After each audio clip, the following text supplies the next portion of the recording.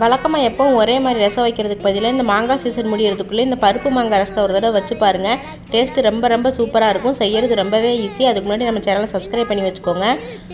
ஒரு குக்கரில் கொஞ்சமாக பருப்பு, ஒரு 3 பீஸ் மாங்காய், ஒரு சின்ன தக்காளி, தண்ணி ஊற்றி 5 விசில் விட்டு நல்லா வேக வச்சு எடுத்துக்கலாம். அது வேகிறதுக்குள்ளே ஜாரில் 1/2 டீஸ்பூன் சீரகம், 1/2 டீஸ்பூன் மிளகு, 3 பச்சை மிளகாய், 10 பல் பூண்டு, கொஞ்சமாக பச்சை மாங்காய் சேர்த்து குறப்பாக அரைச்சிட்டு குக்கரில் விசில் அடங்கினதுக்கப்புறம் மாங்காவோட கொட்டை தோல் எல்லாத்தையும் எடுத்துகிட்டு 1/2 ஸ்பூன் மஞ்சள் தூள் சேர்த்து நல்லா கடைஞ்சி எடுத்துட்டு தேவையான அளவு உப்பு, தாராளமாக தண்ணி ஊற்றி வச்சுட்டு அடுப்பில் பாத்திரம் வச்சு காஞ்சவனே 1 டீஸ்பூன் ஆயில் ஊற்றி 1/2 ஸ்பூன் கடுகு போட்டு நல்லா பொரிஞ்சதுக்கப்புறம் கருவேப்பிலை, வரமிளகா, அரைச்சி வச்ச சீரக மிளகு, கொஞ்சமாக பெருங்காயத்தூள் சேர்த்து நல்லா வதக்கிட்டு கலந்து வச்ச ரசத்தை ஊற்றி நல்லா நுரக்கட்டினதுக்கப்புறம் கொத்தமல்லி தழை தூவி இறக்கணும்னா சூப்பரான மாங்காய் பருப்பு ரசம் ரெடி.